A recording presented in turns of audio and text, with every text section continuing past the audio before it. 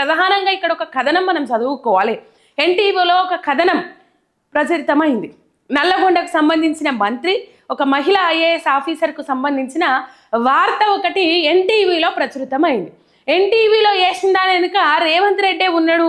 మరి రేవంత్ రెడ్డి చెప్పండి, బట్టి విక్రమార్క చెప్పండి, ఇద్దరిట్లలో ఎవరో ఒకరు చెప్పండి, ఆ వార్త అయితే బయటికి రాదు అని చెప్పేసి చాలా మంది అన్నారు. మేము కూడా అదే చెప్పినాం, రైట్. దాదాపు ఈ వార్త ఎన్టీవీలో ప్రచురితమైన తర్వాత మేమేం స్టింగ్ ఆపరేషన్లు చేసింది లేదు, లేకపోతే రిపోర్టర్లను పెట్టి వార్తలు తీసుకొచ్చింది లేదు, లేకపోతే అక్కడికి పోయి ఎవరేం చేస్తారు, ఎవరితోనేం చేస్తుండ్రు అని చెప్పేసి చూసింది లేదు. మామూలుగా ప్రజా సమస్యలు అయితే తెలుస్తాయి. రైతులకే సమస్యలు ఉన్నాయి, మహిళలే ఇబ్బంది పడుతూ ఉన్నారు, చిన్నపిల్లలకే సమస్యలు ఉన్నాయి, గురుకుల విద్యార్థులకే సమస్యలు ఉన్నాయి. ఇవన్నీ మా దాకా వస్తాయి. ఎందుకంటే సోషల్ మీడియా వేదికగా చాలా వైరల్ అవుతా ఉన్నాయి వార్తలు కాబట్టి. అయితే ఈ వార్త శాటిలైట్ ఛానల్ వేసింది కదా, ఇక మేమేంది వేస్తామని చెప్పేసి వేసేవారకల్లా 9 ఛానళ్ళ మీద కేసు పెట్టిండ్రు. తర్వాత సిట్ ఏర్పాటు చేసుకున్నారు. ఈ సిట్టు ఏర్పాటు విషయంలో రేవంత్ రెడ్డి ప్రమేయం లేదని చెప్పేసి ఈ ఏబిఎన్ రాధాకిట్టన్న రాసుకొచ్చిండు. కొత్త పలుకులు ఉంటాయి కదా, చిలక పలుకులలో రాసుకొచ్చిండు. మరి ఇది ఎంతవరకు వాస్తవం? ఎన్టీవీ కథనం ఎంతవరకు వాస్తవం? నిజంగా ఏదైతే మైనింగ్కు సంబంధించిన ఇష్యూ ఎక్కడో ఒరిస్సాలో ఉన్న బొగ్గుబావుకి సంబంధించిన ఇష్యూనే ఇట్లా డైవర్ట్ చేయడానికి, కోమటిరెడ్డి వెంకటరెడ్డిని డైవర్ట్ చేయడానికే ఈ వార్త వడ్డీ వార్చిర్రా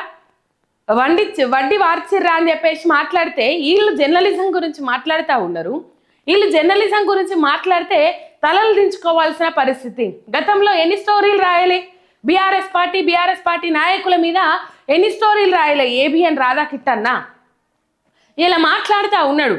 ఎన్టీవీ జర్నలిస్టుల అక్రమ అరెస్టు మీద బీఆర్ఎస్ పార్టీ నాయకులు కొంతమంది స్పందిస్తే అది స్పందించుడు తప్పవుతుందట. ఇప్పుడు దాదాపు ఏం మాట్లాడుకోవాలి ఇక్కడ? ఈ కథనం గురించి మనం క్లియర్ కట్గా అసలు ఈ కథ వెనుక అసలు అంశం ఏంది? మరి రేవంత్ రెడ్డిని డైవర్ట్ చేయడానికి ఈ కథనం రాసిండా, లేకపోతే ఇదే నిజమా, లేకపోతే రేవంత్ రెడ్డి నిజంగా రాపించుకొచ్చిండా, లేకపోతే దీని వెనుక బట్టి విక్రమార్కనే ఉన్నాడా? ఈ అంశాలన్నీ మనం ఒకసారి ఈ కొత్త పలుకులలో రాసుకొచ్చిండు ఏబిఎన్ రాధాకిట్టన్న. ఒకసారి ఈ కొత్త పలుకులు చూద్దాం. బొగ్గు కోసం నీచ కథనం.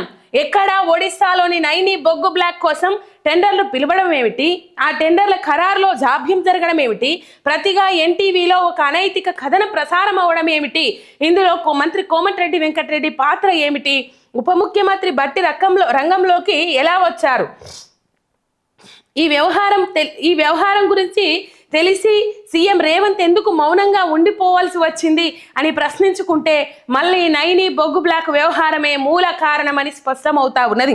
ఇక్కడ 2 కోణాలు మనం ఆలోచన చేయాలి. ఏంటంటే ఈ వార్త రేవంత్ రెడ్డి ఏపిచ్చిండు ఎన్టీవీలో అని చెప్పేసి కొంతమంది మాట్లాడిరు కదా. మరి నిజంగానే రేవంత్ రెడ్డి ఏపిచ్చిండా ఈ వార్త? ఒకవేళ రేవంత్ రెడ్డి ఏపిచ్చినట్లయితే డైవర్షన్ ఎలా చేయాలి అని చెప్పేసి ఏబిఎన్ రాధాకిట్టన్న చెప్తే ఈ కథనం రాసుకొచ్చిందని అనుకోవాలి. ఒక రకంగా ఇదే నిజమని అనుకోవాలి. ఎందుకంటే నిన్న కూడా ఒక వార్త వచ్చింది. ఈ నైని బొగ్గు బావికి సంబంధించి నిన్న కూడా వార్త వచ్చింది. నిన్న మొత్తము చిన్నగిచ్చిండ్రు. దీన్ని ఆపింది కోమటిరెడ్డి వెంకటరెడ్డి అని చెప్పేసి చిన్నగిచ్చిండ్రు. ఇవాళనేమో మొత్తం మీద ఇక్కడ కొత్త పలుకు రాసుకొచ్చిండ్రు. అంటే నిన్న హింట్ ఇచ్చిర్రు, ఇలా కొత్త పలుకు రాసుకొని వచ్చిర్రు. దీన్ని 2 విధాలుగా చూసుకోవాల్సిన అవసరం ఉన్నది. ఈయన ఎప్పుడన్నా తెలంగాణ ప్రయోజనాల కోసం, తెలంగాణ అస్తిత్వం కోసం, తెలంగాణ హక్కుల కోసం ఎప్పుడన్నా వార్త రాసిండా? మన తెలంగాణ బిడ్డల కోసం ఎప్పుడన్నా ఒక వార్త రాసిండా? రాయలేదు.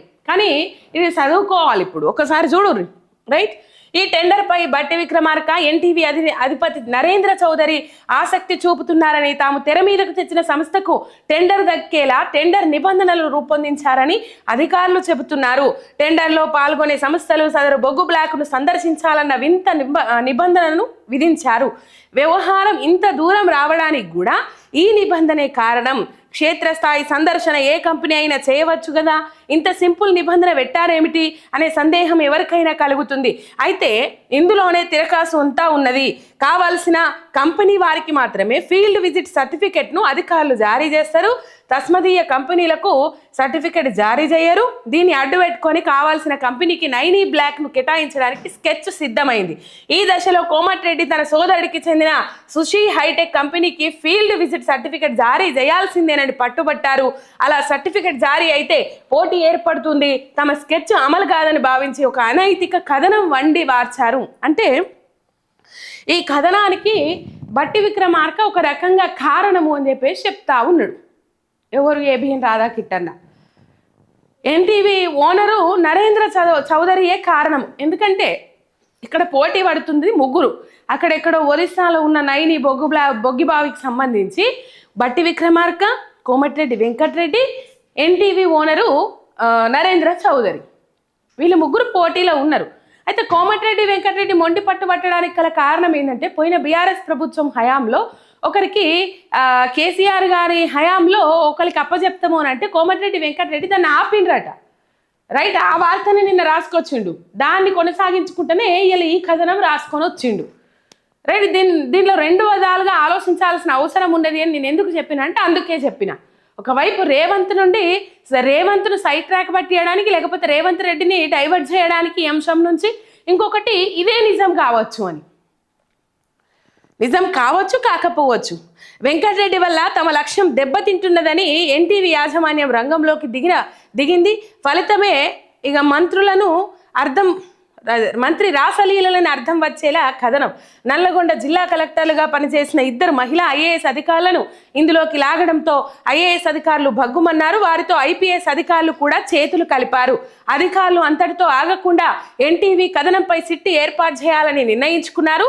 నిజానికి సిట్టి ఏర్పాటులో సీఎం రేవంత్ ప్రమేయం లేదు. అధికారుల స్థాయిలోనే ఈ నిర్ణయం తీసుకున్నారు. ఇదొక అసాధారణ పరిణామమే. నిజంగా ఒక పోలీసు యంత్రాంగము రాష్ట్ర ముఖ్యమంత్రికి తెలియకుండా ఒక సిట్ ఏర్పాటు చేసుకున్నారు, ఒక ప్రత్యేక కమిటీ ఏర్పాటు చేసుకున్నారంటే ఇక్కడ ఆశ్చర్యపోవాల్సిన అవసరం ఉన్నది. ఎందుకంటే చీమ సిట్టుకుమన్నా అడ్మినిస్ట్రేషన్లో పోలీసు యంత్రాంగంలో చీమ సిట్టుకుమన్నా ముఖ్యమంత్రి దాకా పోతుంది. ఇంత పెద్ద సిట్ ఏర్పాటు చేసుకుంటే ముఖ్యమంత్రి దాకా పోలేదని చెప్పేసి ఈయన రాసుకొచ్చడము ఆశ్చర్యము. ఇంకా ముఖ్యమంత్రికి ప్రమేయం లేదు అని చెప్పేసి చెప్పడం ఇంకా పెద్ద ఆశ్చర్యం. ఇది ఒక అసాధారణ పరిణామం అని చెప్పేసి చెప్తాను. అంటే ఐఏఎస్ ఆఫీసర్లు కానీ, ఐపీఎస్ ఆఫీసర్లు కానీ, లేకపోతే రాష్ట్రంలో ఉన్న అడ్మినిస్ట్రేషన్ కానీ ముఖ్యమంత్రి మాట వింటలేరు కదా. అంటే ముఖ్యమంత్రి మాట వింటలేరు అని చెప్పేసి చెప్పడానికే కదా ఈ వార్త ఇక్కడ రాసుకొచ్చు. సరే, ఈ వార్త ఇక్కడ ఈ కథనం ప్రసారమైన తర్వాత సదరు అధికారులు మానసికంగా కుంగిపోయారు. ఆ ఇద్దరిలో ఒక అధికారిని నిద్రమాత్రలు మింగి ఆత్మహత్య చేసుకునే ప్రయత్నం చేసిండ్రు.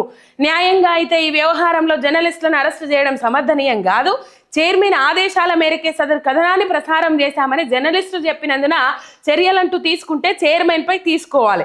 విచిత్రం ఏమిటంటే తాము అధికారంలో ఉన్నప్పుడు గిట్టని మీడియా సంస్థలను, అందులో పనిచేసే జర్నలిస్టులను వేధించిన కేసీఆర్ ఆయనకో జగన్ ఆయనకో ఇప్పుడు ఎన్టీవీ తరపున వకాల్తా పుచ్చుకుంటున్నారు. అంటే ఈయన బాధ ఏంటంటే ఇప్పుడు రెండు రేవంత్ అన్నను, ఇటు ఎన్టీవీ కానీ ఇటు ఏబిఎన్ కానీ రెండు రేవంత్ అన్నను సీల్డ్ కవర్లో దాచిపెట్టి కాపాడేటియే. ఎక్కడ రైతుల సమస్యలు వచ్చినా వార్త రాయరు, ఇండ్ల రాయరు, అండ్ల రాయరు. ఎక్కడ నిరుద్యోగుల సమస్యలు వచ్చినా వార్త రాయరు, ఇండ్ల రాయరు, అండ్ల రాయరు. ఎక్కడ గురుకుల విద్యార్థులకు అవస్థలు వచ్చినా, ఫుడ్ పాయిజన్లు అయినా అందులో బ్యానర్ ఐటమ్ ఉండదు, ఇందులో బ్యానర్ ఐటమ్ ఉండదు. ఈ రెండే. రేవంత్ అన్నను మొన్నటిదాకా సీల్డ్ కవర్లో కాపాడుకొచ్చిన 2 సంస్థలు ఇవే. అంటే ఇప్పుడు అక్కడి నుంచి ఇప్పుడు ఎన్టీవీ ఏమేస్తుంది? వ్యతిరేక కథనాలు స్టార్ట్ చేస్తుంది రేవంత్ రెడ్డి సర్కార్ మీద. ఎందుకంటే ఇబ్బంది పెట్టిరు కాబట్టి.